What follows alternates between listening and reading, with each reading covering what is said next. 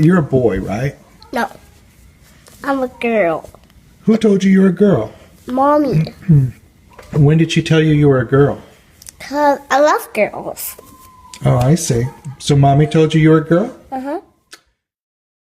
The state of California says that I have to pay for the chemical and physical castration of my son as child support. I'm not going to pay that child support. I'm not going to pay anything to hurt my son. And that means you'll be going to prison? California is going to send me to prison for that.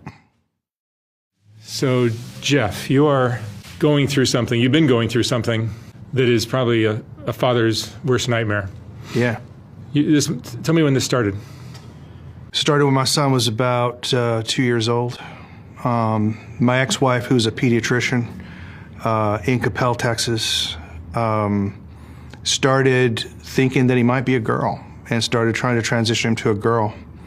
And when I tried to put a stop to that, she filed for divorce and used her relationships with care providers to force me out of my house. And so I moved about a mile up the road from my sons. She filed for divorce formally, and I had 50-50 custody of him. And just after his third birthday, you know, I took the first iPhone video I'd ever taken, and it was him telling me that he thought he was a girl because his mommy tells him a girl. You can go on YouTube and just search for "Mommy Says I'm a Girl." You'll find that video. She was telling him things like, you know, she would put him into timeout and say, "Don't be a boy. The monsters only eat boys," and weird things like this.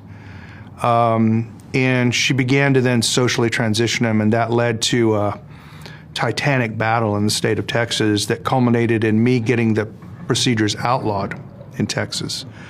And the political establishment in Texas allowing her to come to California so she could still castrate him even though I got it outlawed. Had your son, you have two sons. I have two sons, James and Jude. They're twins. They're not identical. James is the one that she's transitioning. And was there any sign in James that he was open to this or showing signs that he wanted to be anything other than Well, you know, it's interesting. So he was directly asked that by counselors and stuff. But let me just tell you about one of the fundamental facts of the case that a lot of people find shocking. James never presented as a girl with anyone but his mom. At church, with me, with his friends, he dressed as a boy and called himself James. He only presented as a girl with his mom. And I asked him one time, "Why are you doing that?" And he just flat out told me, he said, "Well, mommy doesn't love me if I'm not a girl." And that's what he told the counselors too. James is a very talented boxer. I'm a boxer, my dad was a boxer. James is extremely talented. Jude's a wrestler, but James is a very talented boxer. Olympic talent scouts were looking at him. He's that good. And they backed away from him once this all got started. He has all boy friends. Now, he has some things that you might say are feminine. He likes art. He particularly likes painting and pastels. My son Jude likes sculpture, you know. James is also more extroverted and is willing to play with almost anybody, you know. And he will definitely play with girls. He'll play tag with girls. He'll build things with girls. He has no problem like hanging around with girls. But in terms of having a desire to be a girl, he consistently told me for 10 years that he had no desire to be a girl. He told the court-appointed counselor that he was embarrassed to wear dresses to school. He was getting too old for that and didn't want to wear dresses. And they initiated a CPS investigation against me for forcing him to be a boy, and my 7th CPS investigation. And do you have contact with your sons now? No, I'm disallowed all contact with my sons. You're not allowed to even contact them? No. I'll tell you how this all sort of built up. So she started transitioning him, you know, really hardcore at 3. I mean, where she presented him to the world with a fake girl's name and everything. This, of course, would have been an important component in the divorce that was going on.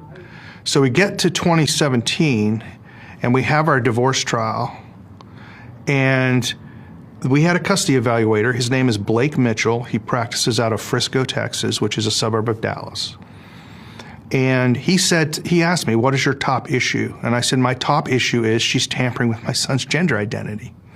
So he charges me $60,000 and does a 1-year investigation of my family, interviewing my children over and over again, everything, and determines that she was not transitioning my son to a girl. He straight up lied to the court and said that I had made a false accusation against her for saying that she was trying to transition my son to a girl. And on that basis, I lost 50-50 custody and got less than standard possession time. So I basically got, 4 to 6 days a month with my sons. So that's how the divorce ended, with the psychologist just outright lying. Now, I've been lucky with these psychologists that lie. I've been able to prove they've lied, so the court actually set aside his report. But that's what he actually told the court in his report. So she then starts really ramping up it again, and now he's wearing makeup to school. He's using the girls' restroom at his elementary school, which was Pinkerton Middle School in Coppell, Texas. I got that school shut down. That school doesn't exist anymore in Coppell. They shut down. Got rid of the principal there. Her name is Miss Mickelson, who's the one that really transitioned my son. And I found out after 2.5 years, they had been transitioning my son secretly behind my back. So I would bring my son to Pinkerton Middle School in Coppell in boys' clothes, because he wears boys' clothes with me, and they would give him a dress and tell him to use the girls' bathroom. And when I found that out, I filed grievances against the public school. And of course, they exonerated themselves, saying that under their nicknames policy, they're allowed to call him whatever he wants. And they're allowed to put him in dresses because he wants to wear it and it doesn't harm him in any way. And so there was just no place to go. It's virtually impossible in Texas to sue a school district because they have sovereign immunity. So this kept ramping up with my ex-wife until finally I look in the medical records with my ex-wife chose a pediatrician, Dr. Jennifer Pape, in Flower Mound, Texas, where I live. And Dr. Pape, in the medical records, it says that her and Miss Georgilis, my ex-wife, were planning on chemically castrating James at age 8 or 9. That's plain black and white in the medical records. So obviously I start to vociferously oppose this. I try to get a new pediatrician. I have to go to court to try to get a new pediatrician. That leads her to file another lawsuit against me for sole control of James. So they were, at what age were they looking to do this? At age 8 or 9, they were going to chemically castrate him.